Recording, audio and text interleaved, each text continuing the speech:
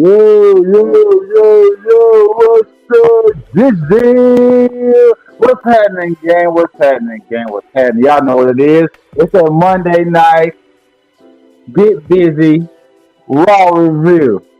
It's your boy my fault. It's your boy FCW Rock with that boy Rolly, with that boy Loud Murray. It ain't funny, Loud. Quit fucking laugh. But yeah, man, it's our boy. We in here tonight. We just get on with this review, man. You guys, tonight, Raw was an absolute banger. I give about 4 or 4.5 stars out of 5. I enjoyed damn near every moment. There's only one part I wasn't too happy about, but other than that, I fucking enjoyed it. Rolly, can you give us a 1 through 5 stars for the night, man? Honestly, I'm gonna say it was a 5. Straight up 5. It was a banger. Man, I don't disagree at all, bro. Like I understand. Lyle, what you giving, buddy? Straight up half a star. Worst Raw I've seen in I don't know. I'm fucking with y'all, man. It was the best Raw I've seen in a long time. I'm probably right with y'all. 4.5 stars out of 5. I can't really think of a segment where I was too disappointed. There was one match I kind of tuned out a little bit. That was the Pete Dunne match. So other than that, if that had been better or they had something different, maybe I'd probably be at 5 stars. It was entertaining 90% of the time. Yes, sir, man. So with that being said, let's get into it, man. So one of the first things that we happened tonight, we had CM Punk come out. So for everyone who doesn't know or who is lost in the dark, in Survivor Series, CM Punk teamed up with the original Bloodline, which consisted of Roman Reigns, the Usos, and Sami Zayn. So CM Punk helped them out as a favor for Paul Heyman. Now Paul Heyman owes CM Punk a favor. So with that being said, CM Punk came out tonight and he talked about how he helped them and he knows what he's trying to do. He's trying to get back on track to main eventing WrestleMania. That's been his goal even since before he left. Because remember, he had some good matches at WrestleMania, but he would never be actual number one main event. He's trying to main event. I'm not talking about night 1 at this point. He's trying to want main event night 2. So with that being said, he pretty much comes out talking about how this is what he's planning on doing. He's gonna handle all his personal business. The Drew McIntyre out the way. He helped Paul Heyman. He's gonna get that favor from Paul eventually. All right, cool. So as he's saying this, boom. You know it. You fucking know it. That boy, Seth Rollins came out. And interrupted him. He's like, "Hey, we got unfinished business. You bitch. I don't like you." Pretty much and summing it all up. Pretty much. And he's like, "Hey, set the fuck out of my way. I'm sick of your shit." And he's like, "No, you set the fuck out of my way. I'm sick of your shit." So let's say, they get into a little brawl, right? During the brawl, Jey Uso and Sami Zayn or Sami Uso came out to break up everything, right? All right. Seth is mad about this, and he's like, "Hey, go ahead and run to Roman. I'm sick of y'all." And Sam like, "Hey, you can't talk to Jay like that." And Jay like, "Oh," and then he's like, "Okay, yeah, that was low blow. My fault." He was like, "My fault. I shouldn't have said that to you." But Sammy, that's his family. What's your excuse? You're fucking my family. We've been up and down the road forever. I fuck with you forever. He's like, "Well, hey, that's my business. I'm gonna help them." He's like, "Well, you're an idiot," pretty much. So now you're like, "Well, we could fight tonight." You know what I mean? They end up getting a match for the night. Now, in my opinion, Sami Zayn versus Seth Rollins is a pay-per-view main eventer. So I was excited to hear this match. Now, I knew it was going pretty good. Now, with that being said, with all the tension in between all of this, I knew this match was going to be good, but I also knew some bullshit was going to happen before this match actually happened. And even after the match, I had a feeling bullshit was going to happen as well. And that's what happened. We're not going to talk about what happened, but we're going to get your opinions on this first take. Rolly, what's your opinion on this first segment that happened tonight? I thought it was fire. I thought they did some callbacks like Sammy talking about how Seth literally is the one who created Roman Reigns, the monster Roman Reigns is as of now. I thought how Seth told Sammy that he was the one, you're literally you're talking about me smashing Roman in the back with a chair, but you did the same thing to Roman Reigns. I'm like, yo, this is insane. I'm like, they're literally just going off right now. And then how CM Punk and Seth was going at it, I already knew they were going to go to blows as soon as Seth hit the ring with CM Punk. I already knew it was going to end in a fight, and it definitely did. And I was hoping it was going to go longer because the hatred between them two, but yeah, it was a banger.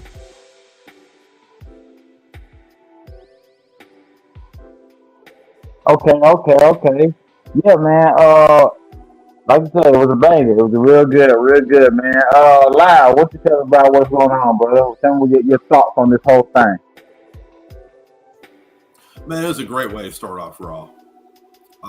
Putting CM Punk out there, having Seth Rollins. As soon as I heard Burn It Down, I'm like, here we go. Thank you. This is what we've been kind of wanting to see since he came in, and we saw Seth's reaction at last year's Survivor Series. It's just long-term storytelling. And when they got in the ring with Sammy, came out there and all that happened, and then Seth and Sammy got on the mic, and long-term storytelling. I love it. They're bringing up, like Rolly said, they're bringing up everything from the past about each other. Well, you did this. Well, you did that. I found it interesting. He mentioned, oh no, sorry, that's another time. But it was great way to start Raw. I was totally into. I'm like, okay, let's go. Raw is going to start off strong. Let's go. So I was totally hyped for what we were about to see. Yes, sir, man. Like you said, man, it was not a bad segment tonight. No segment was just terrible. That's why it cooked so good. So to start off like that and it wasn't even a match yet, I knew we were in for some good shit tonight. All right. So with that being said, we're gonna put a thumbnail on that and come back to it, right? All right. The next segment that we had Judgment Day. Judgment Day, as we know, consists of Finn Balor, Carlito, JD, Dominic Mysterio, Raquel Rodriguez, and Liv Morgan. I'm sorry, Liv Morgan. So, with that being said, they had a little powwow in the back. Oh, by the way, shout out to my brother. I saw you say what's up, SCW Sam. What's happening, brother? Appreciate you tuning in. But yeah, they had a little conversation in the back. Judgment Day did. So they're pretty much talking about Liv going up to Finn, and he's like, "Hey, I thought we were gonna let Damien alone. I thought we were done with that." He's like, "Well, we were done with that until Dominic didn't execute on his part and get the job done as far as stopping Damien from getting a title shot. So now that he didn't, I stopped it, and now he's in the swing. He's in the swing instead of having the title around his waist. And they're like, you really don't need to be, thinking about that. You know what I mean? Like, that's not so bad business. And he's like, well, you all just listen to me, you'll learn. Hey, Dominic, you would have got the job done, and hey, Liv, you wouldn't have lost pretty much. So, without saying it, Finn has pretty much taken the leadership role of Judgment Day. We all knew it was going to happen.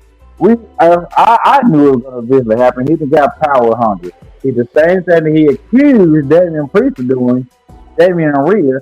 He's actually doing it to them. And I'm pretty sure this time, if he ends up getting kicked out of Judgment Day, this will be the end of Judgment Day overall. Like, it's not going to be another version of Judgment Day after this version.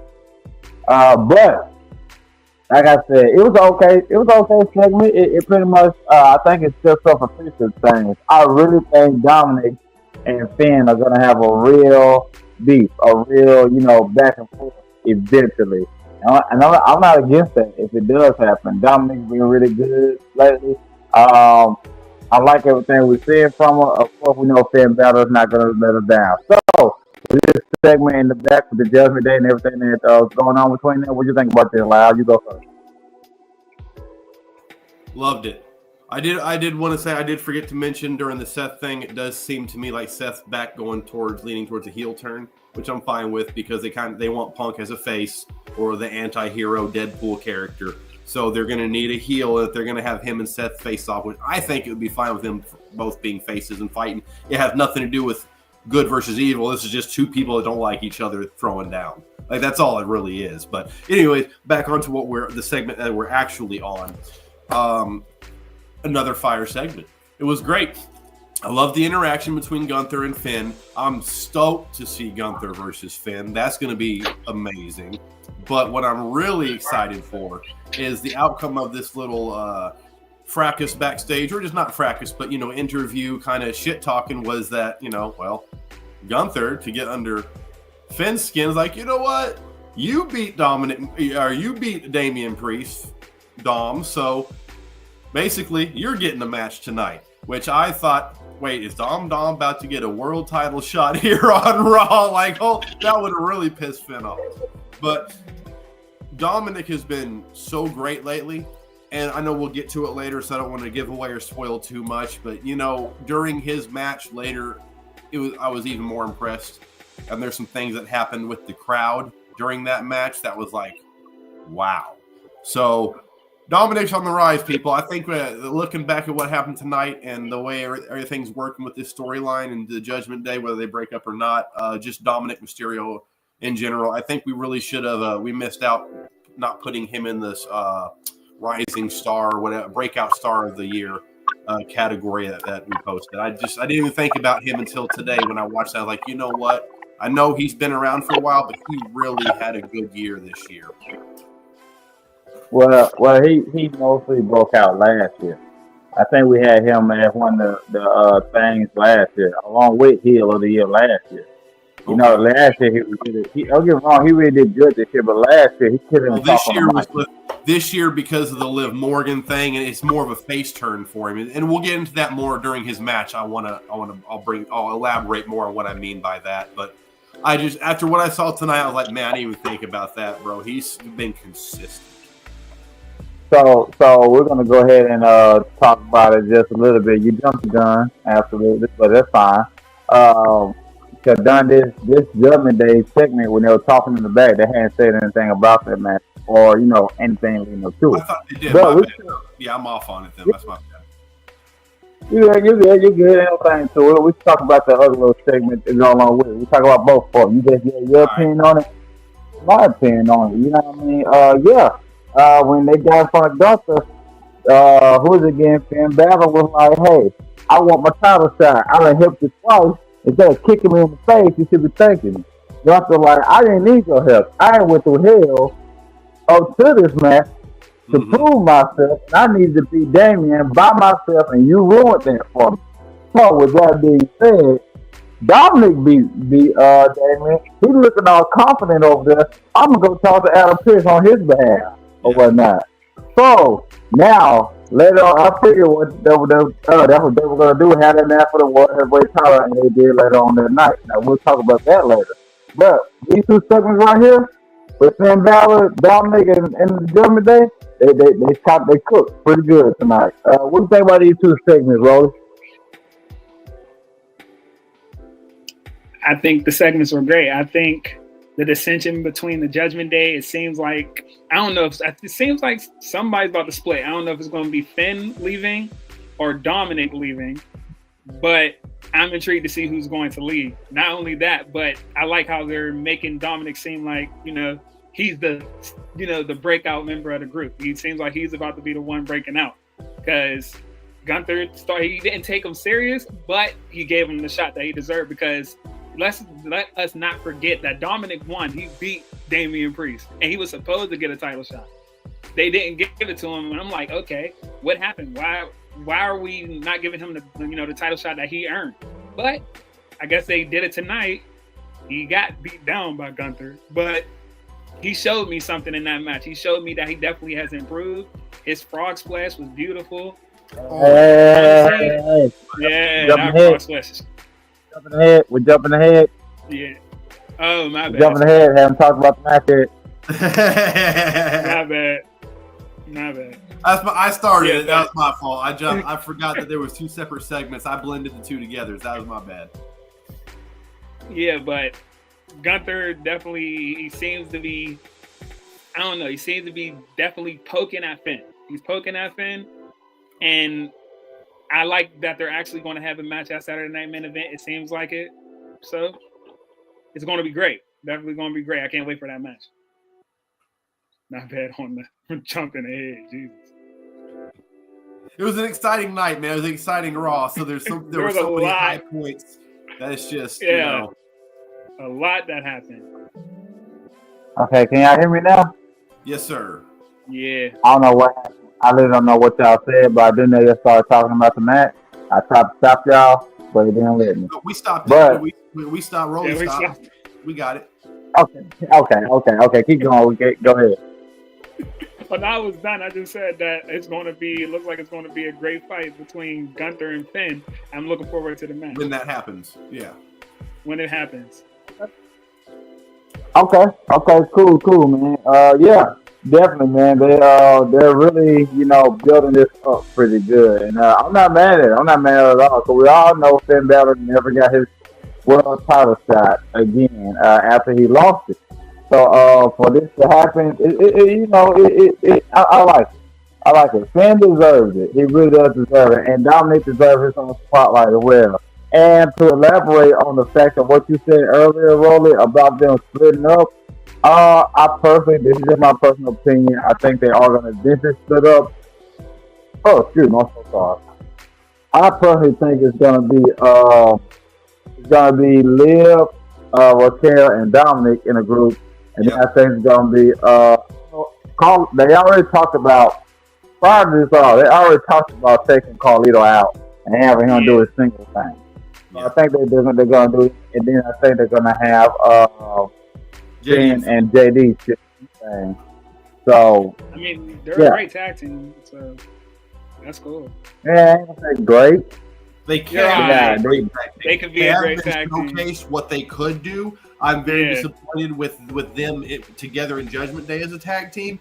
I know that Unleashed. Don't put them behind any Judgment Day gimmick. If they were just their tag team, hands down, they'd be one of the best ones in WWE. I really feel that way because both of them are ridiculous together. Yeah, no, definitely. Because you remember how JD was in NXT UK. Yeah, absolutely. Yeah, crazy. No, JD was a beast before he got on that main. Yeah. JD was like. I wouldn't have been surprised if JD would have eventually won the NXT title. Not saying he was or anything, but just off of pure ability. Oh, JD was one of the best rappers in NXT. He was probably one of the best overall just athletes to come through NXT. I'm not even trying to exaggerate that. No, I mean you're right. Like you are right. People don't understand, especially people that never really pay attention to NXT UK when it was there. And then some of the older NXT. Now, JD McDonough, I can compare very easily to Pete Dunne, like Bruiserweight Pete Dunne in NXT. Like they were very, very similar, very in skill, ability. And Pete Dunne, even though people are kind of sleeping on him right now because of the stupid Butch shit they had him do and everything else, man, I'm telling you what, that's Pete Dunne and JD McDonough are two slept-on guys that are amazing at what they do. Yeah. No, absolutely. Absolutely, 100%. I do not disagree with any of that at all. We're going to let them cook, man. We're going to see what happens. I do think they're going to split up in the way that I just said, but we don't truly know. But, we just have to wait and see. It's going to take a while for them to actually get this all together and see what they're going to do. If they do keep them together, I personally think they should try and call it on. He can still be a comedic guy, but he needs to be the powerhouse. In my opinion, bigger guy out of all of them, he could be like the enforcer. The next call tension between him and Finn, or really tension between the whole group. Other than Dom, I guess, and Dom the one who father him in the group. But we're gonna let them cook, man. We're gonna see what happens with this. I'm very interested in it. We will see. Put a pin there on that, and we'll come back to that later. What's up, Reptar? Thank you for joining us. Yep, that's Reptar. Appreciate you joining us, Reptar. Next thing we have on the agenda, we had the women's match. So we had a women's match start this Intercontinental tournament for the inaugural champion of the Women's Intercontinental Championship. They introduced this title last week and said that there was going to be a tournament for. Now, the first 3 participants in this tournament was Shayna Baszler, Dakota Kai, and Katana Chance. Now, This was a good match. I didn't see a whole lot of things wrong with it. It was kind of exciting. I wasn't too mad about it. Dakota Kai won, right? So this is my thing about it. I have to say this. She's been hurt a lot. Shayna Baszler was the longest running NXT champion. They've done nothing but make her lose. I feel like she should have won. It's just my opinion. With Dakota Kai have been hurt so much, I don't think she should have came back to this type of victory. She don't have that type of buzz. You know what I'm saying? If it's her and Shayna Baszler pretty much on the same playing field, Shayna Baszler has put in more work without being hurt. So I think she should have won this match over them too. Katana Chan's been tag champ, so she didn't really have to win this match. Shayna Baszler should have won this match. She hasn't had a tag title. She hasn't had any type of real momentum victories. Other than, her and Zoe were doing her thing for a little bit. Now they're in PFC, and it sucks. So it's like, I just think she should have won. This is my opinion. I'm a Shayna Baszler fan. I was so happy when she got away from Ronda Rousey. Like her being her sidekick made no sense to me. So, yeah, that's my critique about it, but the match was good. You know what I mean? Dakota Kai won, and it is what it is. I don't think she don't deserve it. I just think Shayna Baszler deserved it more. What do you think about it, Rolly? I'm happy that Dakota won. I'm happy that she won. But I understand where you're coming from with Shayna. The only thing is that she has been treated like a joke, and her stock has plummeted since she has joined the Pure Fusion Collective. So the buzz behind her, if she won this match, nobody would have really cared at all. So I feel like the right person won, because Katana, her winning, she's a tag team wrestler. That's it. She's a tag team wrestler. She stays in the tag division. It was good seeing her in a singles match, because I could honestly forgot on what she can do as a singles, competitor, because she impressed me. But I think it was the right call to, have Dakota win. We technically should be a singles competitor. It's a triple threat. But, yeah. I feel you. Like I said, I'm not like Superman that Dakota Kai won. I just got a little more a part of the deserving part. What you think, Lyle? I was super happy for Dakota. I was pulling for Shayna because I too am a Shayna fan. I've been pissed how she's been treated since they brought her up from NXT. It's made no sense. She now she's older. You don't see her a lot. It wouldn't have made sense for her to win because they haven't pushed her. Because she's lost. You don't What's Dakota Kai. She's hurt. I know Dakota Kai has been hurt for so much. I know. I'm a fan of both of them, honestly. However, if we never let people who have been injured a lot win, then we might as well just let them go. There's no point having them on the roster.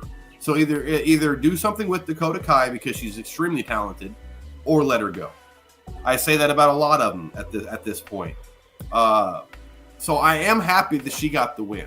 Again, I am happy. I was pulling for Shayna, even though, like, I agree with Rolly, majority of people wouldn't have cared if she won. They probably would have been like, why is Shayna Baszler win? Because it makes sense. As far as it goes, skill-wise, danger-wise, hello, Shayna Baszler is probably the most dangerous woman on the females roster. Okay, legitimately. Like, when you go to legitimatize, especially with TKO, WWE being TKO, hello, Shayna's her and Lola Vice. Lola Vice is also correct. But Lola, however, I believe at least I don't know if she fought in the UFC. If she did, I don't know if she has a victory. Shayna fought twice, and she didn't win. But I mean, so did Phil Brooks. He fought twice and did not win. Brock Lesnar fought 3, maybe 4 times, and he won like half of the time.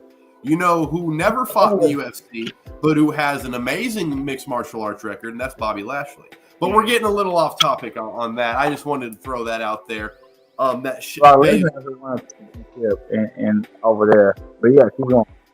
That Baszler is a amazing athlete that I think they've dropped the ball on for too long, and I think it's one of those too little, too late. Even if she'd have won tonight, okay, then she would definitely have needed to win the whole thing. So either whenever this tournament's over and you got your inaugural champions for the U.S. and the Intercontinental, blah, blah, blah, all that stuff, then immediately we need to see Shayna Baszler push for one of those titles or let her go. Please. Seriously. Like, she's too good for y'all to have been treating her like this for so many years. That's all I'm going to say about that. They fed her to Becky literally when she first got up here. Fed her to Becky Lynch. Oh, they yeah. Had her win that, they had her win that Elimination Chambers match. Literally came in there and broke everybody. Dominated it. Yes. No one's ever done that. Not Brock, not Batista, not Triple H. No one. That was nuts. Only for her to just lose to Becky. I was like, okay, well, this made no sense. Why did you bring her up anyway? She could have stayed in NXT and dominated for a little bit longer if you wasn't going to use her the right way.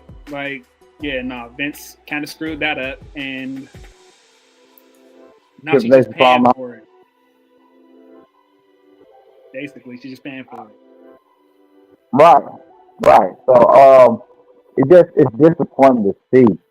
Yeah. You know what I mean? Like I said, I'm not mad at Dakota Kai won, but I just think if they should have waited a little bit on her to have a victory. I'm not gonna say I don't want her to win, to be the first inaugural champ. I'm not gonna say I don't want it. I'm just saying, what sense does it make for her to get it over Shayna? You know what I mean? Like, a better match. But I don't think Dakota Kai caused any match in WWE. You know what I mean? I think Shayna caused this whole match. You know what I mean? If they called it, if they didn't talk about it backstage or not. But if something goes to shit, Shayna would have been the one to call the rest of that match or whatnot. Give it to her because in the next round, if I'm not mistaken, I don't really know the order of the participants, but I'm pretty sure Live Raquel is going to be in there. They love to push her. Yeah. Kairi Sane is going to be in there somewhere. And who is it again? The other two. Zoe and Zelina. Zoe. Raquel's in it. Oh, you're right. Raquel's more likely. More likely Raquel's in it too. Who is it again? The other one of PLC. Not Zoe. Sonya. Yeah, Sonya Deville. Yeah. Sonya Deville. I'm pretty sure all of them in it. Now, if you go through all of them, and then you put the Dakota Kai in there, she's the least experience of all of them. Like, you know what I mean? I just think it just would have made more sense. Now, if Shayna lost this time, that means either Zoe or Sonya is going to advance in the next round. All three of them are not going to lose the first round for sure. So, I mean, Dakota's most likely losing to, I think, because Raquel might be her next challenger, because I'm thinking she's going to win that match, but I don't know. That her triple threat match? I don't know. Mm-hmm. She seems like the most credible one to win that match, especially after what's going on right now. Seems like she's going to win and take Dakota out the next round, and then something's going to happen. Yeah. So yeah. Maybe. I wouldn't be surprised about that at all. So yeah. Have Rolly go first on this next segment. I will be right back. All right. Okay. Bring your white ass back. But I can still hear you. I'll be right back. Oh.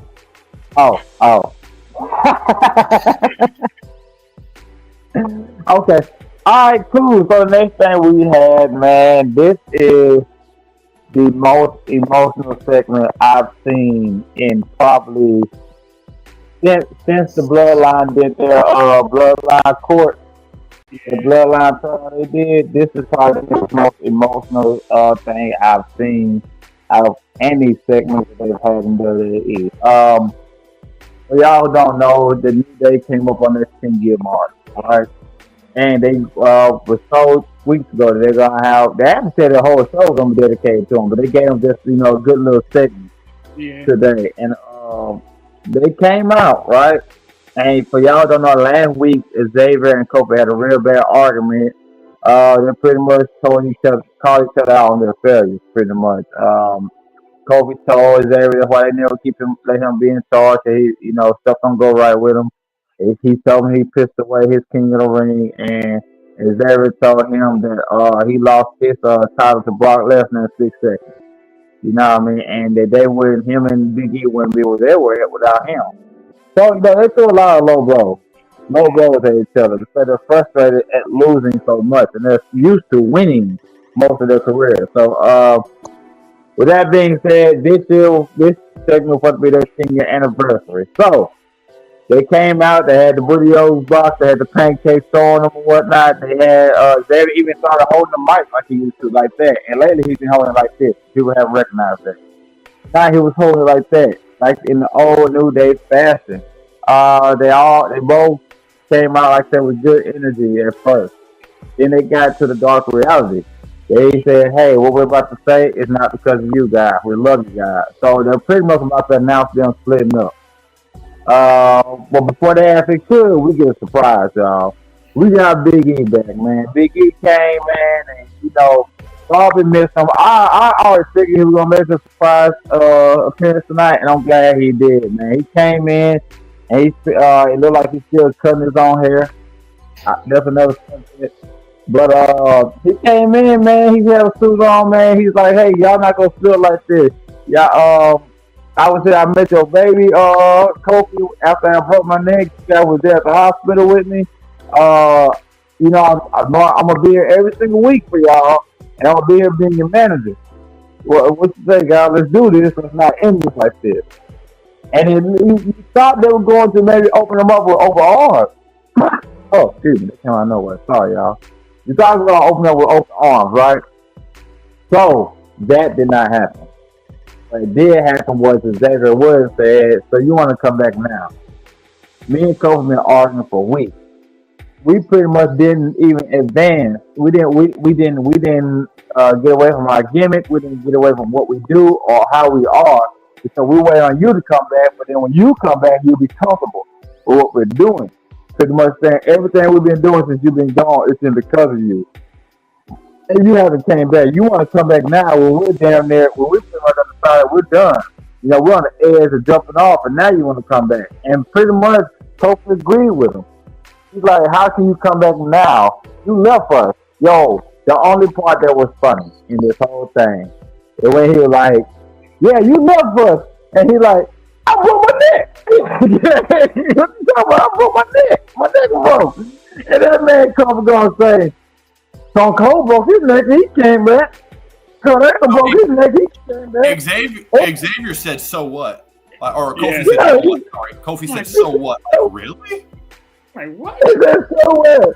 They said, "So what?" Like, what you mean, so what, nigga? He's like, what you talking about, so what, dude? Like, he said, "Yeah, he broke his neck, he broke his neck, Kurt broke his neck, Edge broke his neck." And they said, yeah, and they all came back. And then he's gonna say, "Man, my Achilles came off the bone. I had surgery and came back. You ain't even had surgery. What are you talking about?" Man, and everybody, I'm looking like, man, anybody not know how a broke neck goes? Yeah. They don't heal the. Sometimes surgery can do not good for it. You know what I mean? So you can't just automatically assume going to get this surgery will fix it. It can literally do worse. And I'm pretty sure that was Big E's case. It's kind of better for him to let it naturally heal. And he's saying he's going to wait on the doctor until he can come back. So I'm pretty sure that was a preview of that. Big E more than likely will come back again. So with that being said, they pretty much X'd out Big E tonight. They said, "Hey, we're done. Hey, forget you. You didn't come back, and we're not fooling with you." Pretty much. And Big E left the ring looking all heartbroken, defeated, puppy dog eyes. It was sad, man. It was real sad. I said last week, I don't know if I'm ready for the New Year breakup. And technically, I'm not going to say they broke up, but they did kick Big E out. And this game there the same as it. I was not ready, y'all. I was sitting there like, Dang, but at the same time they cook. This segment cooked. I hate how it ended or whatnot as far as a personal emotion standpoint. But they absolutely cooked with this. So now Xavier turned to Kobe and they were like, "We all we got is me and you, nobody else." So now the New Day is officially healed with no big. What do you think about this, Roland?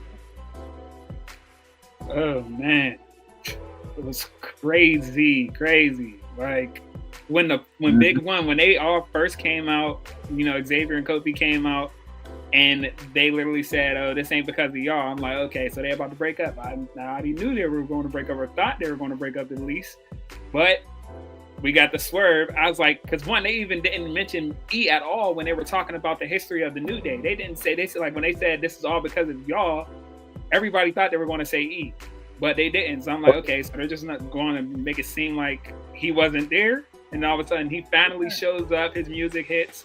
He gets the biggest pop, the pop that he deserved. He was even tearing up before he got in the ring because he knew, I guess, it was going to be emotional. But man, they were disrespectful to him, straight up. They brought up his personal life. Like, they see now he got a new girlfriend. And they brought up his girlfriend, like, you and your girlfriend and everything. He told him to go back to his desk job. That was the most disrespectful thing I think I ever heard anybody say, or Xavier say, period. Go back to your desk job. Like, I was, oh, wow. And then how E got me when he was saying, like, this is how we going to do it. It's over. It's just over like that. Like, it's over. I'm like, and they put their hand up. It just seemed like a soul group broke up, like a black soul group broke up, like the Temptations, the Five Heartbeats. Like, it just seemed like that. And I was like, God dang, boy, this is like something out of a movie for real. Yeah, it was sad. Definitely sad. But I'm looking forward to seeing how the Hill New Day, goes, how they actually cook with them, because I'm pretty sure they're going to get a new theme. I'm pretty sure they're going to get a whole new presentation. It's just going to, I already know they're going to cook. Definitely going to cook. A new thing for sure. They can't come out with a happy thing with this type of, when they were first healed, like they were healed, but we already knew that a new day meant they're doing new things. So their bright colors and stuff, it made sense. They were joking a lot too. Like, they're not going to be joking at all, I don't think, with this new direction that they're going. So yeah, they're not. Xavier and Kofi were very serious tonight, and like I said, I don't think they're going to be joking at all. And I like it. I like it for them, man. This way, technically, the New Day didn't break up. Like I said, Big E's not going to be in it, but technically, how much did they really affect them? It hurt emotionally and physically, like just seeing it. But it doesn't really affect the group because he's not there anyway. Yeah. He's technical. So, Biggie does rock. I can't see it. Lordy, what's happening, man? Thank you for joining us. But yeah, Biggie does rock, man, and this is very emotional, and they pretty much used Big E to turn them all the way heel. It was a great segment. Lyle, what do you think about it? Man, they swerved the shit out of me. Like, we all pretty much thought New Day was done after this. And I look, New Day won me over years ago. Okay, I've liked New Day. I've seen New Day since its inception. I've liked everything about them, the bootios, the pancakes. It's been great. It's been very entertaining, their entire run. So I was prepared to see them go tonight, even though I didn't want them to. I don't think New Day's breaking up after the segment we saw tonight. Definitely still, it's going to be a new day for the New Day. It is, I think, going to be Kofi and Xavier. I like this heel. We've seen New Day as heel. When they first started, they were heel. They did heel stuff. Even though they were still goofy, they were goofy heels. They would like use pancakes to cheat and shit like that. So, I mean, to win. But, it doesn't matter. They were heel. This heel, we have not seen the vicious heel side, and I think that's what we're going to see. We're going to see dirty tactics. We're not going to see, like you said, we're not going to see a whole bunch of booty shaking, twerking, clapping. No, it's going to be, we're here to, we're going to get these tag titles even more times. We're already the longest reigning tag champs. The Usos are, right? Yeah, they took the reign. Yeah, the Usos. Okay, well they're probably gonna aim. They're probably gonna aim for beating the Usos. They have the most tag team title reigns of any tag team in history. So I think they're gonna have even without Big E, they had like I think 20 without Big E. So I mean, like another 8. It's like 28. Yeah, it's absolutely ridiculous. Ooh, we'll get into that. We haven't got to that yet. Yeah, I didn't like how they attacked Big E. It made sense. It was beautiful cinema. Like, it was beautiful storytelling. They really, really did well. Just because I like Big E so much, like, ooh, like you said, Rolly, like some of them cheap shots were like, oh, okay, they holding back. But that's what you got to do to be realistic and sell it and just sell good television. And that's what they're doing. This is going to be one of the better storylines. They're probably going to finish at Mania, I'm sure, something like that. But this is going to be one of the better storylines of this year going into next year, because it's just started. We've been seeing it coming, but this particular kicking Big E out and the way they treated him and disrespected him, that's brand new. And being the end of this year, we're going to see it going into the beginning of the year. I think Big E's probably cleared and ready to wrestle. They just haven't told us because they want to keep it under wraps, and it's going to be Big E, laying some hurt on both of them before the end of it, I think, which I don't really want to see that because, come on, man, it's Big E with the New Day. But they deserve it. It'll make sense. It'll be a good match. They'll take care of each other. They'll both take care of E. That's what we want to see. If E does come back, he's been out I didn't realize it was 4 or 5 years already. Like, damn, it's been that long. So if he does come back for one last run or for however long, whatever, Xavier and Kofi, have them work with him. They'll take care of him. I don't trust anyone else. I trust everyone, but I don't trust anyone else more than those two to ease E back into the ring. Yeah, I personally, we're not sure about if E is cleared or not, but also to answer Lot's question, I do think eventually Big E is going to get back in the ring, especially with kind of like the hints that were dropping tonight. He's saying he keeps checking with the doctors, and he was going to be the manager until he gets medically cleared. He didn't say if he gets medically cleared. When. Now, Xavier, he the one said, let's get real, you're never going to get cleared. Now, when he does get cleared, I'm pretty sure they made significant progress, and they are very sure that Big E eventually is going to come back. So with that being said, more likely they will go against each other for a little bit, but this is just my personal thing. I think he's going to eventually turn too, and the whole trio is going to be a trio heel. It's going to be like a trio faction. I'm fine with that. He'll destroy somebody how big he is, and as a serious heel. He looked a little slimmer tonight. Looked like he slimmed down a little bit. He's not in wrestling workout shape. To me, it looked like he slimmed down a little bit. He didn't look like as wide as the wide Big E that we remember. Could just be me. Could just be what he was wearing or whatever. But to me, it looked like he slimmed down a little bit. It might have been a bit of the suit. Yeah, the suit. What's up, boss man? We got some sponsors, baby. I think we do. Of course, man. Y'all know what it is when Boss Man come in the room, man. I don't never mean to stop the guys from having a great show. I just want to come in real fast and, let you guys know if you want to be a paid sponsor and promote your business, no matter what kind of business you got here, we don't mind promoting. We go live here 5 through 7 days of the week. Y'all don't pay little FTW in the back. He's doing his thing. But I'd like to give a shout out to our 2 paid sponsors tonight, Elizabeth Daily with Daily Cleaning and our boy BA with Passport Republic. And with that being said, I'm going to play these 2 sponsors and I'm going to let y'all get back to a great show because I know the fans are waiting to get back and they got a couple questions. And once again, like I said, if you want to be a paid sponsor, just hit us up here on the FTW podcast and we'll help you promote your business right here 5 through 7 business days.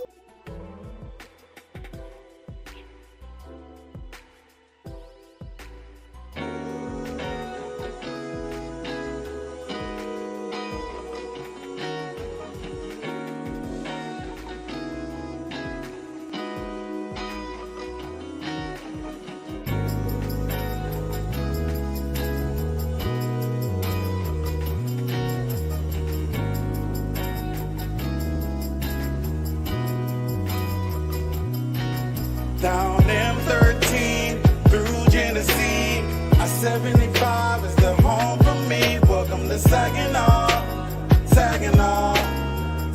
off. Down M13 through Genesee.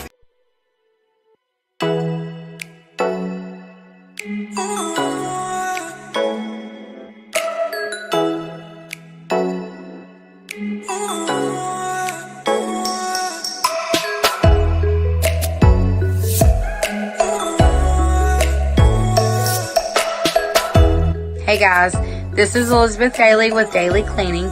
Me and my mom Tammy have 15 plus years of experience in residential and commercial properties. Our services range from Airbnbs, deck cleanup, move in, move out, or even if you want to set up a personalized schedule for your home. Here with this video is our contact information. Please give us a call or you can message us on Facebook and we will be happy to give you a free estimate. Thank you.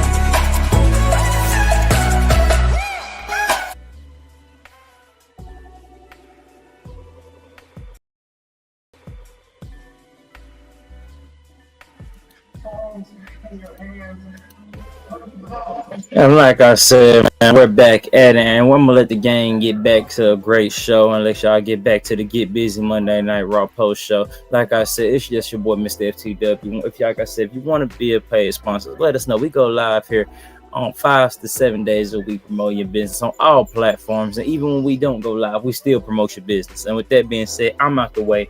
Y'all guys enjoy the show. Yes, sir. Yes, sir. We so appreciate that. Like Boss Man said, you're going to be a paid sponsor. Get a hold to Amp Universe, and we will get a hold to him, let him know, and we will work on it from there. Now, with that being said, I think I missed a part. I did miss a match, and I do apologize.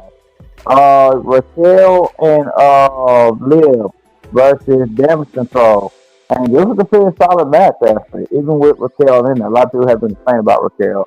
But she actually did a solid match tonight. They had a really, really decent. Like I said, there were no bad matches tonight. And this was even a decent match. Even with me not liking Mid-Morgan, this was a very, very, very decent match. They went back and forth. I really didn't know who was going to win at all. This is pretty much trying to get leverage for the championship match that's going to be on Saturday night event between EO Sky and Liv Morgan. Raquel and Liv did win. And Raquel gave a super fucking touchdown powerbomb, whatever you call her finishing move. She lifted EO Sky so high and found her so hard. I dang near thought that was a rock, but you know, it just looked real. It just looked real good. And it was real good. It was real good. Let's see. I was a supporter of WWE. Yes, sir. Yes, sir. We all are, brother. We all are, my man. But yeah. Yeah, she did that thing. Carol and Mid Morgan won this match. Like I said, it was very decent in my opinion. What do you think about this match, man?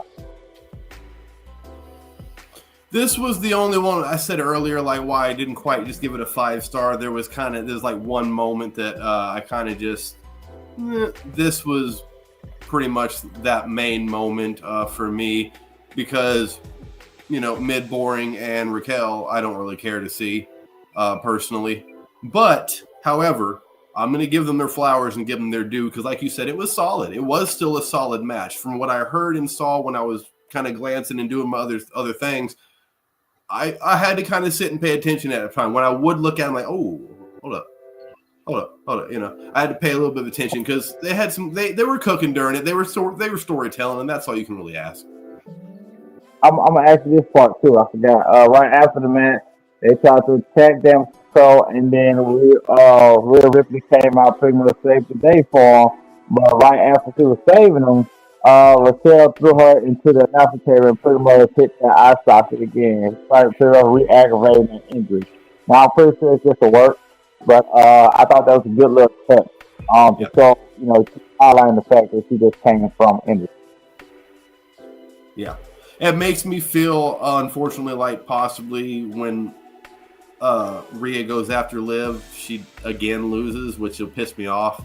But that's just the vibe it gave me because it's going to make it more believable. Well, she re-injured that damn eye socket. All Liv has to do is pull the mask off during the match or hit her, or Raquel hits her, when the ref ain't looking, and Liv retains again. And I just do not want to see that. So I'm hoping that's not what they're going. I'm hoping they're going the other way. And, well, look, even injured, she's still able to overcome this adversity with one eye and beat Liv Morgan. And that works for me because at least it gets the title off of Liv. It's back on Rhea.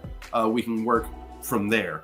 Not that Rhea needs to be champion forever. Rhea's been a great champion, and I think she needs to be a little bit longer. It's getting close to being time for her to give it up, I think, for the next to actually dominate. But Liv Morgan doesn't need to be the placeholder right now. I'm sorry. No, put that bitch back on Rhea. She's got at least till Mania, and then we can start after Mania discussing, well, who's after Rhea? Who's the next? Who's coming in? We can do that. Maybe remove Rhea to the other brand. She goes after that title and something else. Let's just start cooking, get fresh. But let's get it the fuck off of Liv. I do not want to see Liv Morgan at WrestleMania as a women's world champion. I'm sorry. Let's just not do it.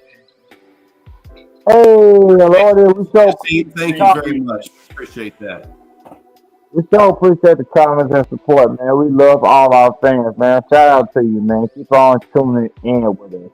My boy, Rolly, man, tell me about this match and everything. You got your opinions on it and everything afterwards. I thought the match was good. I thought the match was definitely good. I thought Raquel and Liv and Kyrie and Io put on a good match.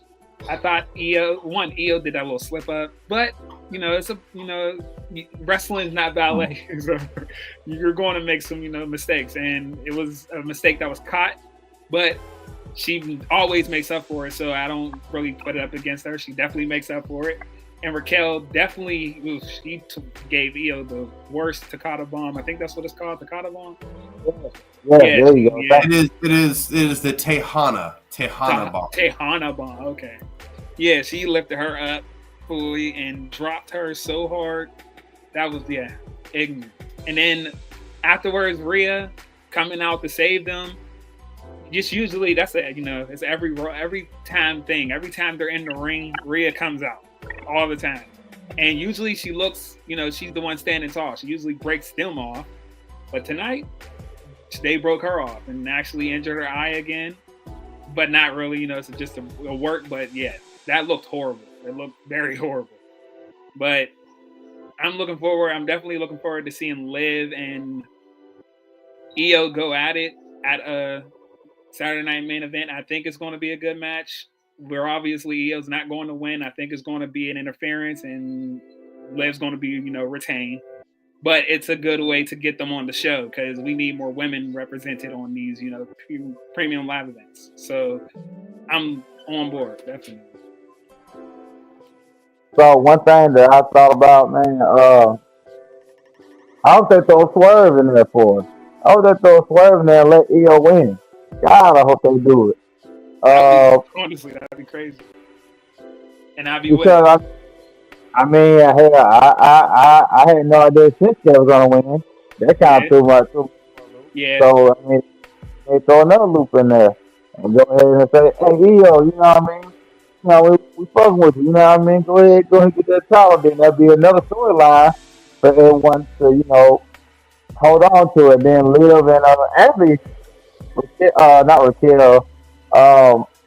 Rhea can cost Morgan the title, and then they can show their beast outside of the title. You know what I mean? So there'll be something interesting. I don't think it's gonna happen, but God, I hope it does. I love how Lau has adopted my nickname for Liv in mid-born, and I mean that, man. With everything giving me, I'm sick of it. And I don't think she's a bad person. I don't think she's ugly. I don't think she rappers bad. She's just born. I agree with that. That's why I adopted it, bro. I agree. It aptly describes her, in my opinion. She's mid-card at her very best. A mid-card champion. I don't think shouldn't be a champion. Sure, mid-card champion. Not main event. I'm not paying to see her wrestle. Okay? She can wrestle, but it's nothing just, wow, gotta see spectacular. Neither are her mic skills. She is absolutely gorgeous, but that's all, respectfully saying that, that's all. I'm not paying to see gorgeous people. That's not why I would pay to come see wrestling. So if that's all you're giving me, nope, sorry. Back of the line, let's get that strap on somebody else. Absolutely. Yeah, man. We're gonna let them cook, I guess, and see what happens with that. Like I said, I just hope they give us something, man. Because also, by the way, I hate her laugh. She think it's cute and good heel stuff, but I've literally seen her laugh regular without doing it, so I know it's forced. That's what makes me hate it. She does it, What I mean? I don't like it. No, stop. I've seen her laugh regular plenty of times. You know what I mean? So to see her do that, I know she's forcing it horribly. So yeah, I mean, and I'm not trying to shit on her, so I'm gonna move on. I don't hate her or nothing. So we'll just see what happens, man. We'll just see what happens. She got that first crown jewel championship, so she can hold on to that. You know what I mean? So yeah. That is what it is. The next subject that we had, man, we had the actual match that we talked about earlier. We're hitting that earlier at least. Gunther versus Dominic Mysterio for the World Heavyweight title. At first, when Gunther said he was going to talk to you, I didn't think it was for the title. It was. Yeah. Okay. Even Good. though they didn't give it a title, a title intro, they didn't give it that. Okay. So I don't know. Maybe they didn't say everything about it, but they did. Like officially when it was uploaded, they said for the World Heavyweight title. Okay. And I'm pretty sure when he talked to him, he said he was giving Dominic a match for the title because Dominic, like you said, Dominic beat Damien. Yeah. And they're supposed to determine if anybody was going to challenge him. So this is for the title. So with that being said, it was a decent match. It wasn't long at all. And don't get me wrong, I had to go back and watch the beginning of it. So I was so shell-shocked. As far as the order of these guys, this thing happened, guys, the New Day thing had just happened. I still went over it. I was literally still processing the New Day shit. And I had to remember, oh shit, it's more Raw going on. So I had to go back to my channel and keep watching Raw. But, yeah. I didn't miss the beginning of it at first, but I did go back and watch it. Like I said, it was a solid match, man. It wasn't bad at all. I'm not mad about this match, not a single thing about it. To hint at what I was talking about earlier, at one point in the match, they did start cheering Dominic. Dominic. Dirty Dom. They were cheering Dirty Dom. Dirty. That was crazy. Like from going to booing the man. Sorry, Rock. I know I cut you off. From going to booing the man. Like, he can't speak, they're booing him so bad, to now they're cheering his name. He didn't do nothing different. All he did was dump Rhea and get with Liv. That's it. Like, that is all he did differently that people just flipped on, switched. Oh, shit. All right, we see a Dirty Dom, get it. I personally think they still would have cheered for him to with Rhea, because that's how good of a heel Gunther is. Anybody on the other side of Gunther is gonna be a face, whether they want to be or not. And they like Dominic. You know what I mean? No matter who he's with. They actually do like Dominic. You know what I mean? He's just such a great heel character that he does the same for you to be in. But they actually like Dominic. There's not much you can say to not like Dominic. Stuff like I like Dominic. See, that means he's doing his job if he's getting people to hate him. I personally like Dominic. I've always said after ESPN named him the top wrestler under 30 on their list. Like number one, above MJF, above Dragon Lee, above a lot of people. And I was just like, damn. I don't agree with a lot of this, but I'm not mad about Dominic being number one at all. I'm not mad about that at all. As far as just the wrestler, not just compliment. But as far as a wrestler, knowing what you're doing, being in the ring, being around for it, hey, that's not bad. If he was in a match with any other other guys, he would call a match. So, I wasn't mad about it at all. So, yeah. Dominic, keep doing your thing. What you think about this match, Rolly? I thought it was a great match. I thought them two were one. I thought Dominic, like I said, Dominic showed me something. I already knew he was good in the ring, but he was showing me that he can at least, go with Gunther a little bit. Like he was showing that he's getting there to that point. But wait till he gets to that point. He's gonna be crazy when he gets to that point. But yeah, he showed me that, like I said, that beautiful frog splash. That thing is crazy. Every time he hits it, it's always spot on. It reminds me of Eddie, like literally. It's hard, like he lands harder. I think it's because he's bigger. Dominic's 6'2". Yeah, he's tall. So yeah, go ahead. But yeah, the reason why the fans was on his side also is because, like I said, he's Latino cheat. He's Eddie Guerrero, bro, like reincarnated Eddie Guerrero, literally. Eddie's he looks son. like him. Yeah, he looks like him. He behaves like him. There's when you have that, or when you look like Eddie like that, the fans are going to cheer you no matter what, because they're like, okay, now we see it. Now we definitely see it, and he's going to be something huge. I feel like he's breakout star of the year right now, honestly.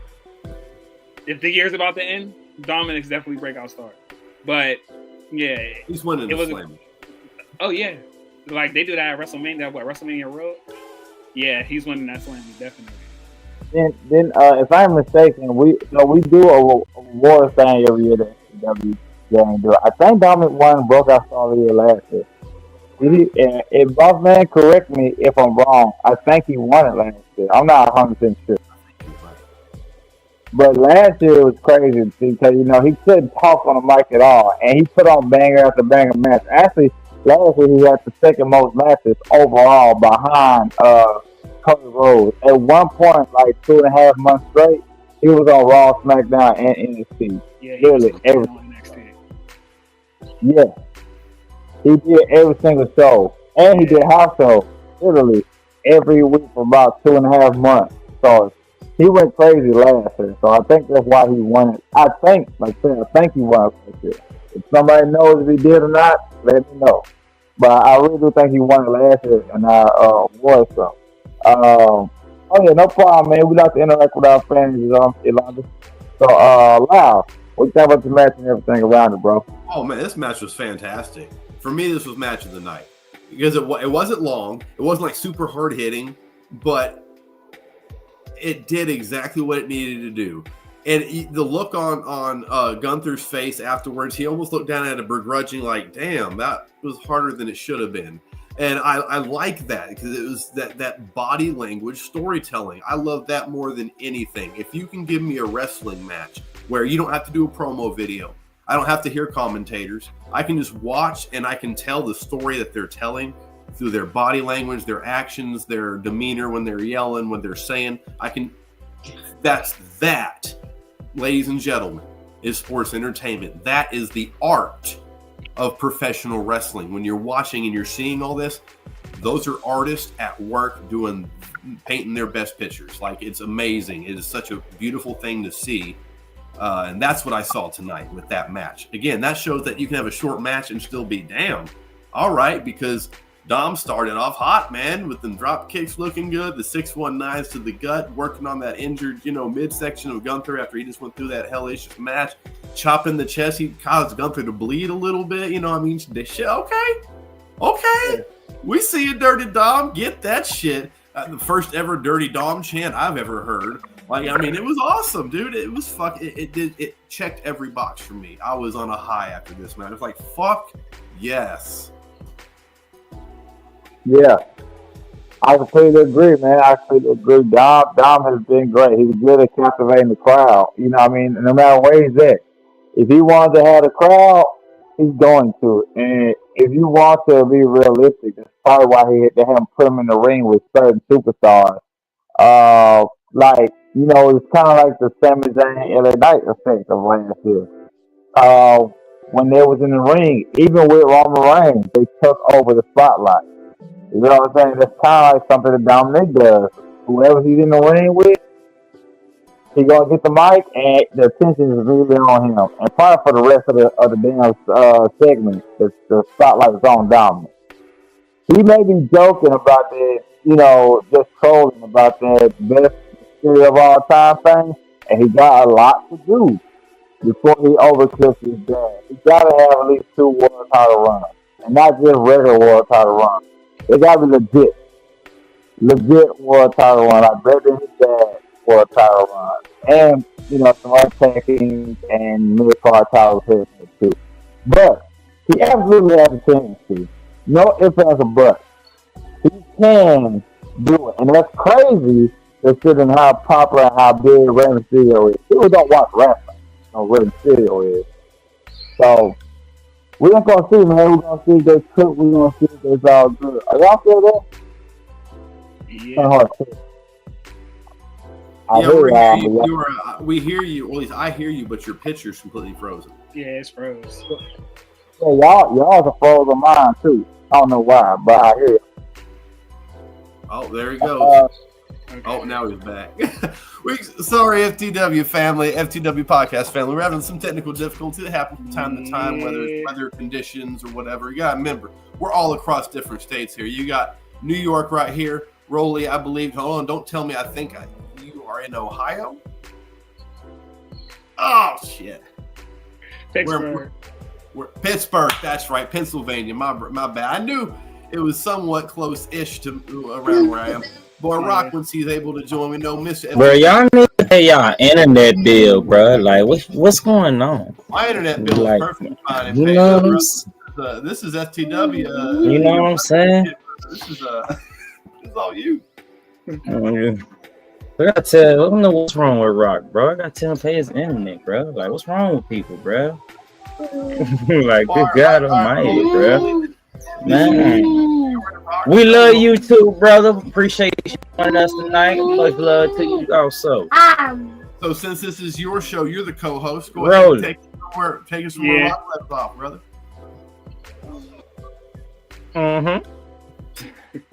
Go on and take us from where Rock left off. Putting you on the spot. I know. That's how it works. We got you. Come on. Oh, me? Oh, yes, sir. Yep, it's on. Yep, it's Donkey Kong. Monday. It is now on our boy Rolly Ray to take it down the pipe. He got lucky. Here come Rock. Here come Rock. Oh, yeah, you got lucky. Oh, we're about to throw you on the fire, brother. Rock's back. All right, brother, we got you. Go ahead and continue. Dude, I don't know what's going on with that. We are giving us a little hard time tonight, but it's all good though. But we're just talking about Dom. Yeah, hopefully they keep on letting him cook, man. We appreciate everything he does, man. We're just gonna keep on letting him cook and see what happens. Y'all both get y'all opinion on this match too, right? Yeah. Okay, cool. So we're gonna talk about 2 little backstage segments right quick. We can bundle them up in one, or however y'all want to do it. One thing that happened was an interaction between Luca Kaiser and Brian Breaker. Luca Kaiser pretty much came up to him saying, hey, I did what I was supposed to do. I took Sheamus out like I said I was. And by the way, if you hadn't came in the ring just a few seconds afterwards, I would have had that title by then. And he's like, well, I knew you were going to come up to me with this whole I didn't beat you bull crap. So if you want a match, I'll go talk to Adam Pearce. And I'll show you that you're never gonna hold this title, but at least you're showing that you're getting off on the Gunther pretty soon. By the way, you need to hurry up because his stock is falling. By the way, after the match, after his world title match, Finn Balor came out there and toned him down. So he told Gunther down, gave him the 2 kick to the stomach, stomps to the stomach. You know what I mean? 2 of them. One of them was actually on the side. He did kind of to his kidney. So and he told Dominic, this how you do it. Got to show the boy how to do everything. Finn's coming for that title, and we're gonna see how that goes. Luca Kaiser's coming for the world, for the Intercontinental title. Or Brian Breaker is a big step to overcome. Do I think he's gonna beat him? No. Would I be mad? Hell no. Give Luca Kaiser that title. I don't care what people talking about it's too early. You know how long Luca Kaiser been wrestling? Just as long as Gunther. Literally just as long. It ain't too early to give him the title. You saw what they did with Motor City Machine Guns? They were here 2 weeks. That's a different story. That's SmackDown. Don't even mention them, please. Let's leave them out of this. That's SmackDown. But the thing I'm just saying is, they don't need to be saying anything about it being too early for anybody with them doing that. So I would be mad if Luke won. So we're gonna see what happens with that. I think they're gonna have that match at Saturday Night Main Event as well. And also another thing that happened, Jey Uso was attacked in the back. We don't know who did it at this point. I'll tell y'all who I think it was later. But at this point right now, we don't know who did it. Now, with that being said, these two backstage instances. Lau, you can go first on these. What do you think about these two things, man, that happened backstage? Like you said, Ludwig's been around a while, okay? He's been around a while. And what people don't understand, he's from he's like second or third generation wrestling royalty too. Like you got Andrade and other Rey Mysterio, Eddie Guerrero from the Hispanic Mexican lucha libre, lineage and history. You got people like Randy Orton and Charlotte Flair from like American wrestling lineage. Well, this is a whole nother different type of lineage over here, boy. And he's German. German European wrestling royalty lineage. His father was a professional over there for years and, sold out arenas and coliseums. So he's no shabby. He's not, shabby. He's damn near the same height as Gunther. He's leaner. He's in fantastic shape. He's got better mic skills than Gunther, in my opinion. And he's got everything that you need. He checks every box, like we say before. He's got the swagger, the presence, the demeanor, the character. He's got it all. Yeah, put a fucking title on him. Give him a mid-card title. Give him a U.S. Give him the Intercontinental. I think he would be a very obnoxious United States champion, so that would be great to see. Like, I definitely would not object at all to having Ludwig Kaiser as our United States champion. So let's get that done immediately.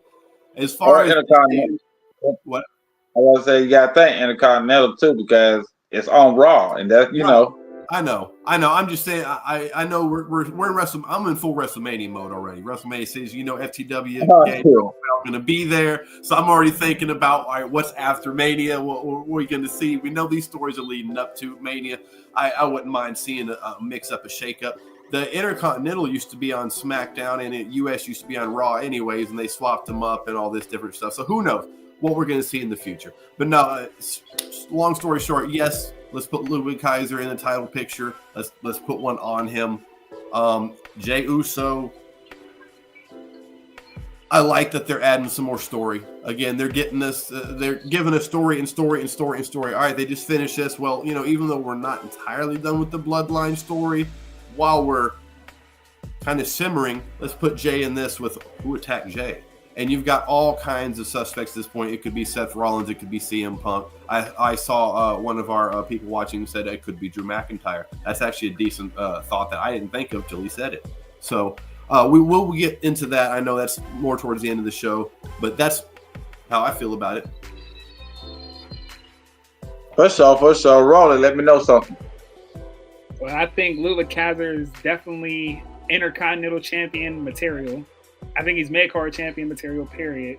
I think he will probably be a great champion, a great heel champion, because he has that face that you just want to punch. He's that heel that you just gets on your nerves. He just gets under your skin each and every time. So, that's exactly like The Undertaker said that. He said that he has a face that's punchable. He's that heel that's just so obnoxious that you just want to see get his comeuppance.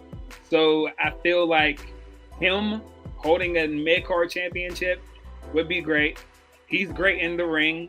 Like Lau said, he's great on the mic. There's honestly nothing I have bad to say about Ludwig Kaiser. I think he's actually a good wrestler, a great wrestler. He knows, like in that triple threat match, he knew how to cut Sheamus and Gunther off. He knew how to basically play the triple threat match right. Literally right, like how they were literally in the ring fighting each other. He knew that in the big moments, he would cut them off and basically, pose and get the heat from the fans. That was great. So I feel like he's going to be, if he does win when he does, not even if, when he does win a mid-card championship, he's going to be a great heel having that belt. And I can't wait to see what he does with it. Now on to the Jey thing.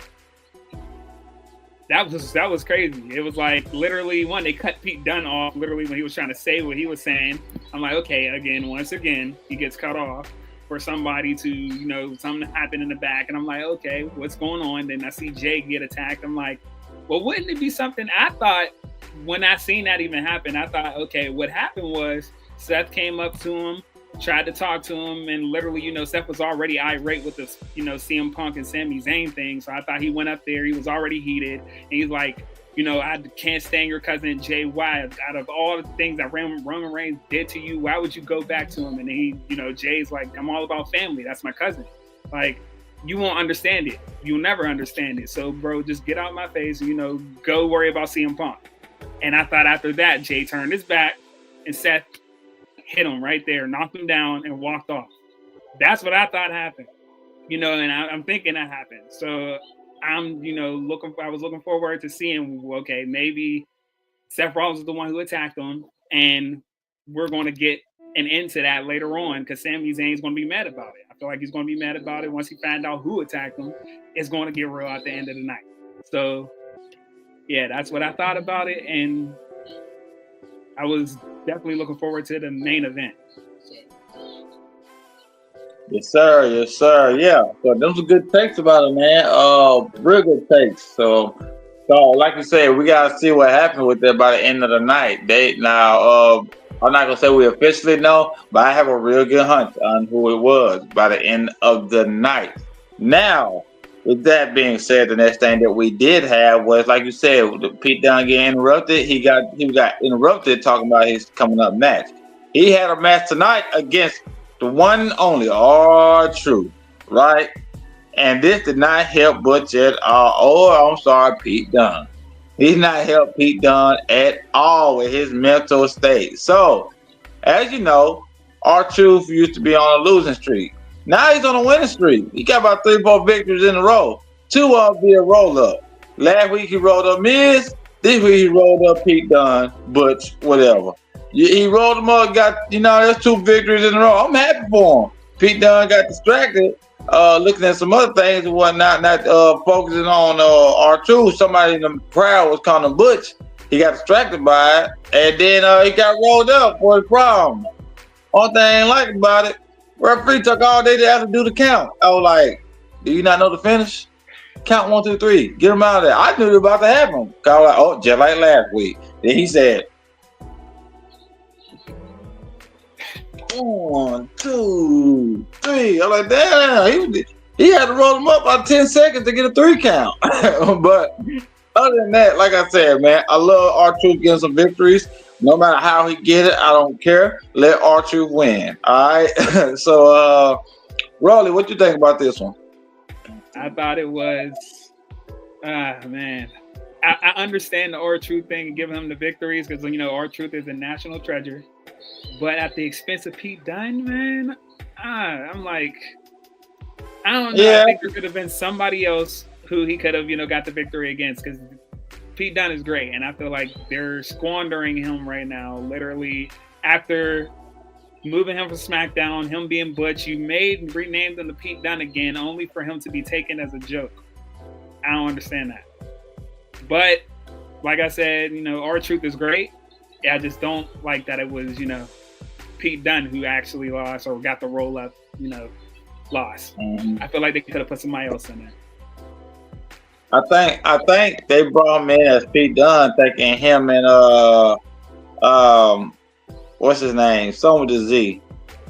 He was on NXT, the big strong boy. Tyler Bane. They were actually going to be a good tag team. They had the whole name and everything, but Tyler got hurt. Now they're kind of having to rearrange all the plans they got with them. And when you die down, you either put Miz or R-Truth next to you and your character finds life. Literally, that's what they do on Raw. They did it with Judgment Day. They're doing it now with Final Testament. And they did it with each other, Miz or R-Truth. You put them in one of them storylines, and literally all of a sudden the storyline becomes relevant. I don't know what it is about them, but it does. So putting him next to Pete Dunne, it's gonna give Pete Dunne a little more buzz, a little more relevancy. And literally, they don't got nothing else for him to do because they can't. He lost the battle with Sheamus, so nothing else for him to do. So hey, throw R2 next to you too, find something to do.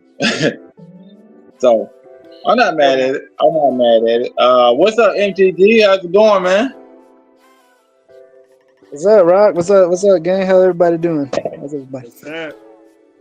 We straight, man. Royalty. I don't know if you met MTG yet. That's MTG. He be on Thursday nights for TNA, but he also occasionally joins us on Mondays, Tuesdays, Friday. Whenever he watch the show, he probably going to join in one of these nights. Okay. So great for y'all to meet.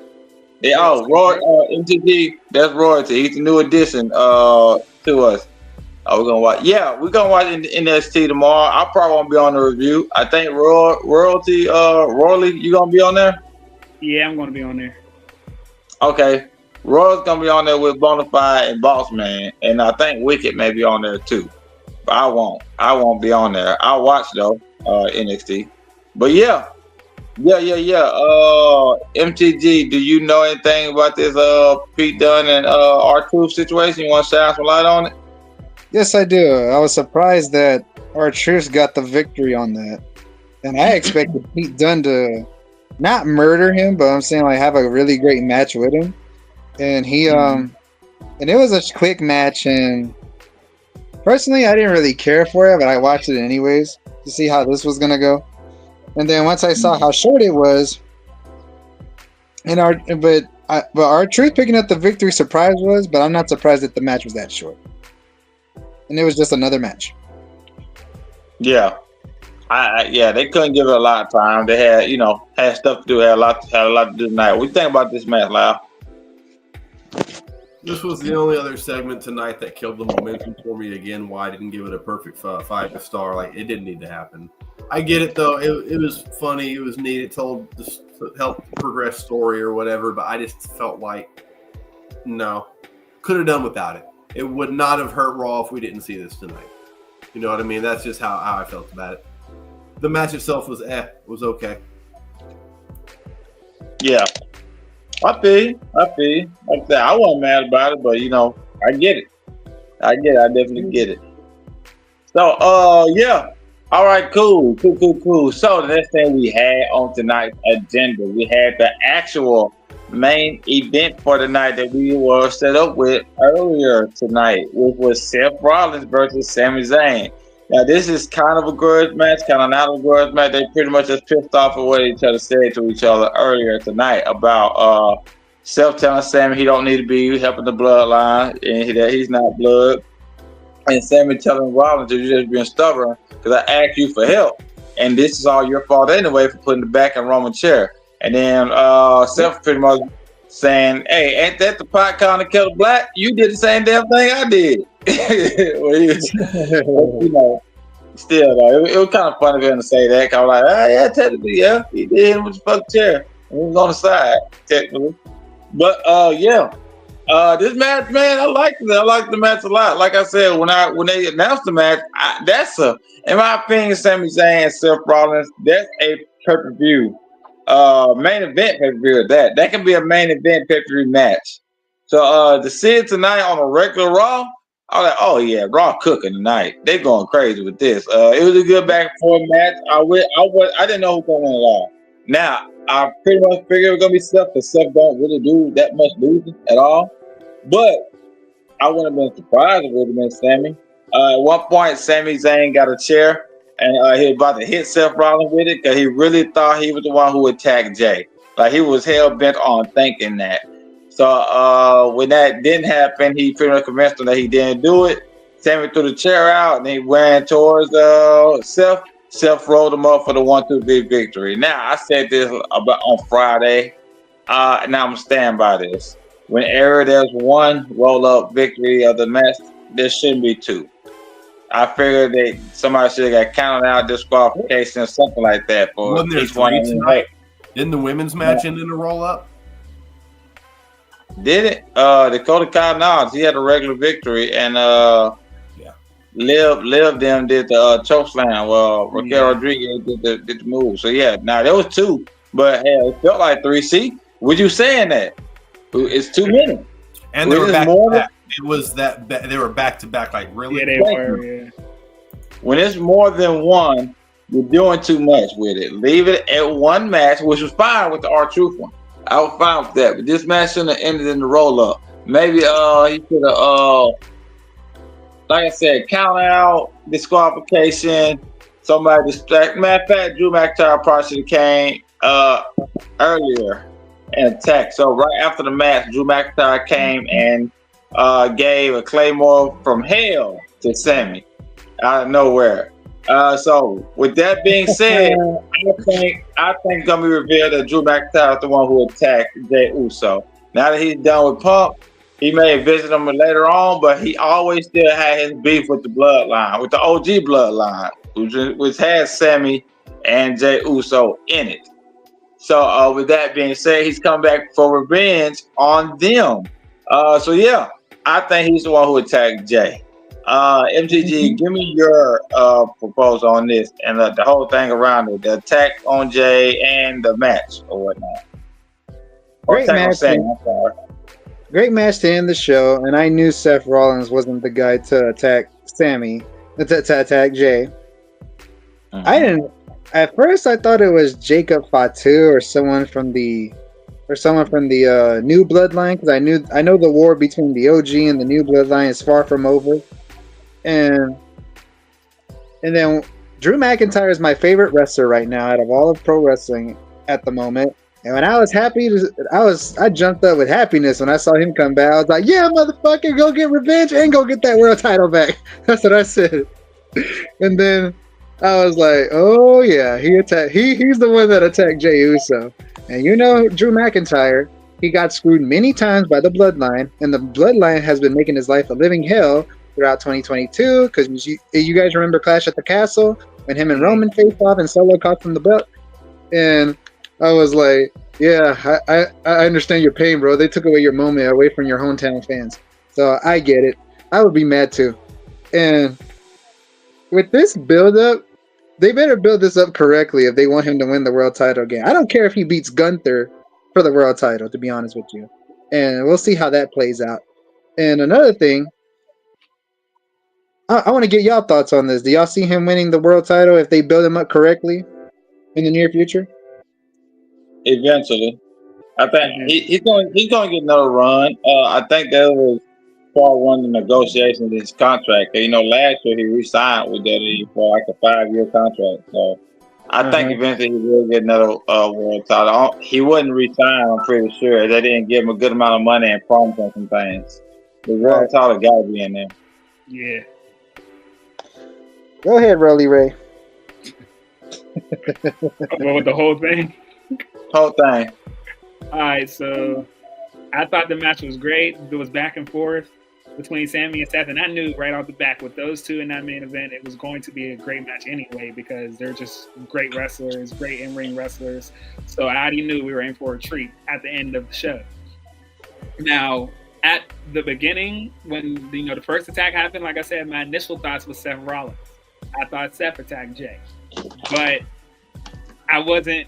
Honestly, Drew McIntyre was a long shot. I did not think Drew at all. That wasn't even in my head. Literally. And then, he had a hood on. So I'm like, okay, when I seen the hood, I'm like, oh, dang, it's another member. Or it's a member of the new bloodline. They got the hood on. We got it. I'm like, oh, man, it's going to go. Samoa number 15. I swear, they all wear the same, the same black hoodie or the hood. And it's always the same reveal. Yeah. God dang. Yeah. But when I seen that it was Drew after he kicked him at first. And then he took the hood off. But once I seen the hood, I was like, oh dang, it's another Simone, one of them dudes. But it was Drew McIntyre. I'm like, oh my gosh. I'm like, okay, makes sense. He teamed Sammy and Jey teamed with CM Punk. CM Punk literally, they had that Hell in a Cell match that literally was crazy. So Drew, he felt he's angry. He's like, okay, you team with my enemy. You team with my enemy. And keep in fact, they are still his enemy. Yeah. Bloodline. Yeah, so he's like, I was already mad about the bloodline thing, but now that you're teaming with Punk, it's retribution time. Now I got to take his off. So that's exactly what he did. And I'm like, okay, it makes sense. I understand why he attacked Jey. I'm looking forward to seeing what they cook up with this storyline with Drew back in the picture, because it seems like everybody is mad that somebody teamed with this person, you team with this person. Like Seth Rollins is mad about that. Roman, yeah, it's about to go down on this road to WrestleMania. And you see, and before we jump to Lyle, I do want to. I also want to point this out as well.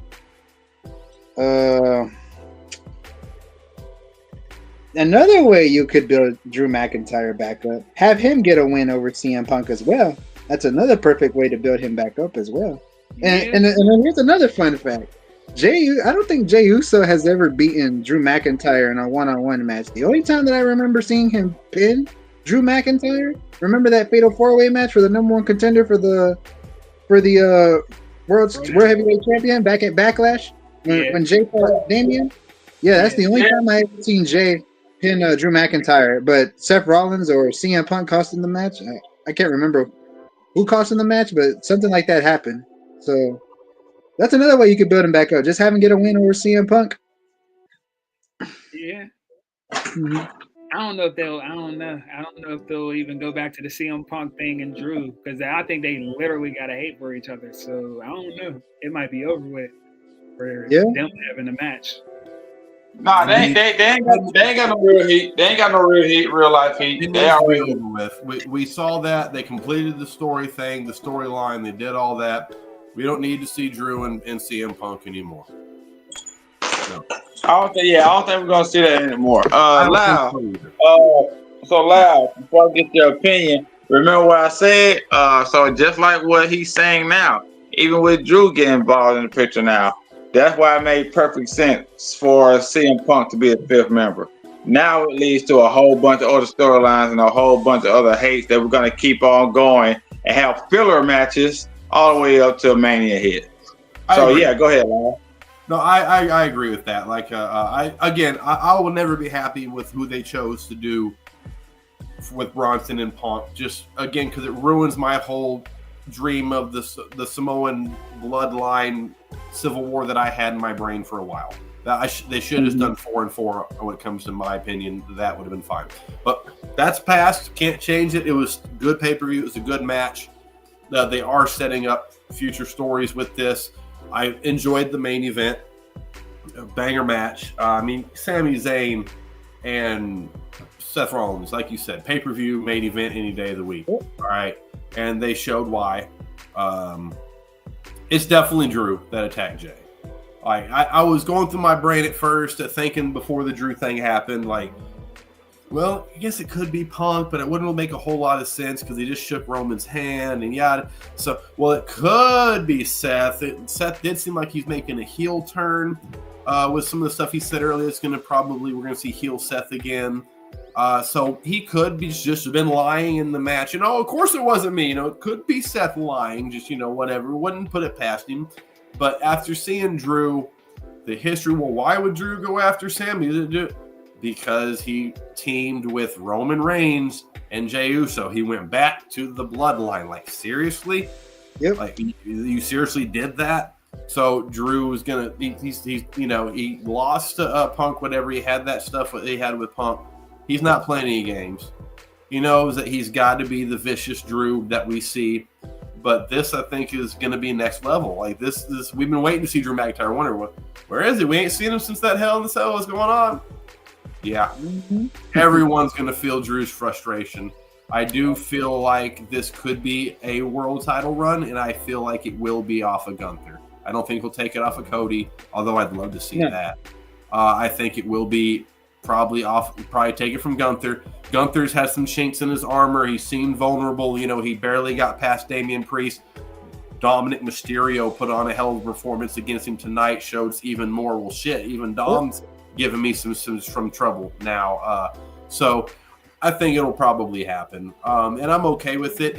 If it does happen, it needs to happen at WrestleMania. Again, I still don't feel like Drew's ever got his WrestleMania moment. After, even with that Brock thing was really horrible, the COVID. And he keeps getting screwed over and over and over again. And come on. Give him his WrestleMania, have him beat Gunther at Mania. I'm fine with that. Yeah. Either way, I don't matter. It doesn't matter to me if he beats either Cody or Gunther. But here's another thing I would like to ask you guys. I want to get your guys' thoughts. When Raw moves to Netflix, do you really think that Raw's going to get Cody, is going to get Roman, and you think they're going to change? You think that they're going to have a trade for Gunther and Cody? Like Gunther goes to SmackDown, Drew goes to SmackDown. You guys think that's going to happen? I'm not 100% sure, but from the reports, they do want Cody, Roman, and Trick Williams. Reportedly.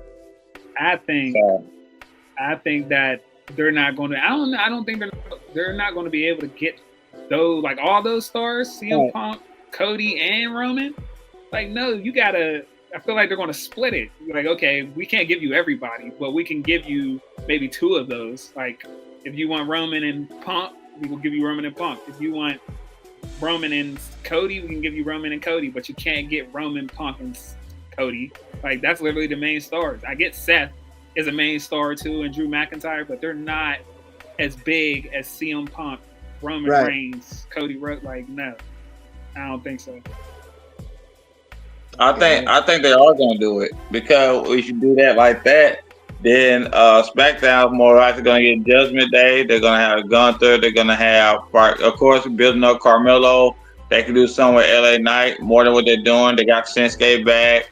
They're still gonna have the other bloodline, which is gonna be Solo. Then, of course, Jacob Fatu is gonna be up pretty good by then. They got some other stars they can build around. They can even put Drew McIntyre over there, so they can do it. They can do it. You know, they can. They're pretty much just be adding Trick Williams to the roster they already got, because Roman and Cody is already on the SmackDown brand right now, so. It's possible. Do I think it'll happen? I'm not sure, but it's definitely possible. I mean, they can make it like the land of opportunity SmackDown. Remember how that used to be, where they didn't have that much of a roster, but they still cooked with the roster that they did have with Drew. You know, I mean, not Drew, Dean Ambrose and Dolph Ziggler and all those other people, AJ Styles. Yeah, they still got AJ. Yeah, they had and Randy Orton, Kevin Owens. They still can do some stuff, man. Yeah. Definitely. So yeah, that is what it is, man. Hey, y'all. Technically, that's the end of the show. You feel what I'm saying? We went over everything that happened tonight on Raw. Like I said, man, it was about a 4.5 out of 5 in my opinion. Great show. We had great action, man. There wasn't really any less super disappointing parts. We appreciate everyone for joining us, man. Tomorrow we got the NXT review.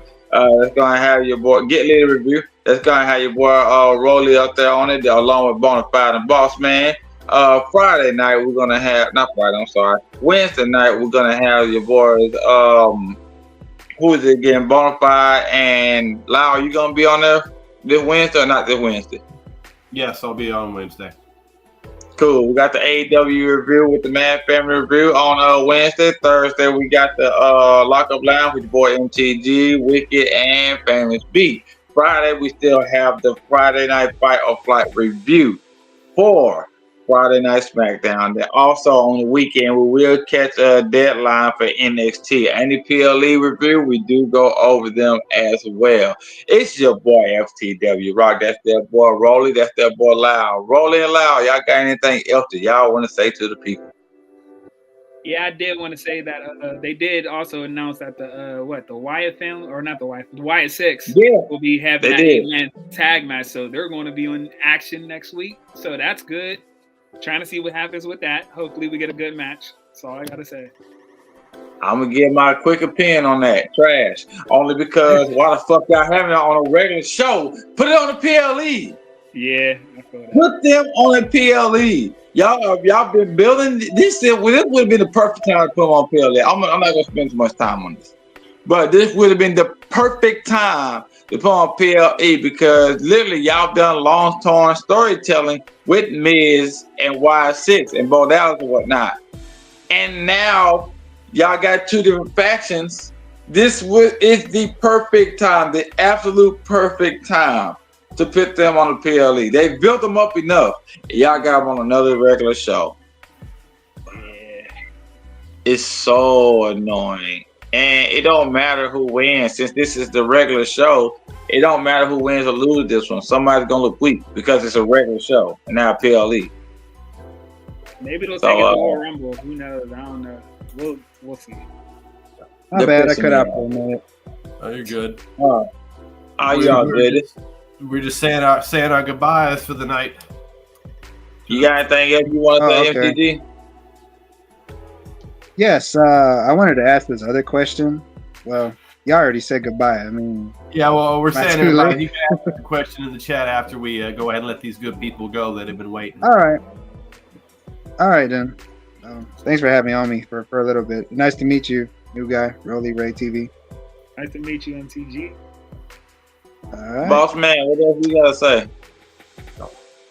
No, I want to tell everybody thank you for coming for and joining us for this Monday night Get Busy show. And with that being said, my boy FTW Rock, our boy Rolly Ray, Loud Murray, and MTG, they put on a great show. And thank you all for joining us. And we're gonna wrap this thing up. Yes, sir. Be out here, man. Be easy. That's what the song say. Be easy. That's what the song say. Hey.